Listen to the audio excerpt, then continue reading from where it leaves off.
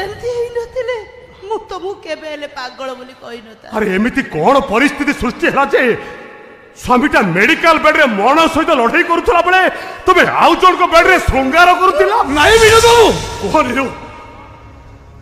ହାତ ଧରି ବାହାଇଥିବା ସ୍ୱାମୀଟା ଥାଉ ଥାଉ ତମେ ଆଉ ଜଣଙ୍କର ସେକେଣ୍ଡ ୱାଇଫ ପାଲଟି ଗଲ।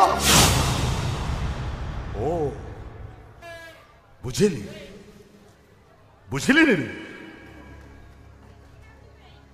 ପୂର୍ବବର୍ତ୍ତୀ ସଂଖ୍ୟା ଠାରୁ ପରବର୍ତ୍ତୀ ସଂଖ୍ୟାଟା ସବୁବେଳେ ବୃହତ୍ତମ। ଜଣେ ଡ୍ରାଇଭର ଆଉ ଜଣେ ଡକ୍ଟର। ତମେ ଭୁଲ ବୁଝୁଛ ବିନୋଦ। ନିରୁକୁ ତମେ ଭୁଲ ବୁଝୁଛ। ନିରୁ ଯାହା ବି କରିଛି ତମରି ଭଲ ପାଇଁ କରିଛି, ତମରି ମଙ୍ଗଳ ପାଇଁ କରିଛି। ଆପଣ ବି ମୋର କମ୍ ମଙ୍ଗଳ କରିନାହାନ୍ତି ସାର୍। ଅନ୍ତତଃ ଗୋଟେ ଚରିତ୍ରହୀନାର ସ୍ୱାମୀ ପଣିଆରୁ ମତେ ମୁକ୍ତି ଦେଇଛନ୍ତି। Binod, you shut up! ଚୁପ୍ ହେଇଗଲି। ପାଟି କରନ୍ତୁନି ଡାକ୍ତର ବାବୁ, ମତେ ଭାରି ଡର ଲାଗୁଛି।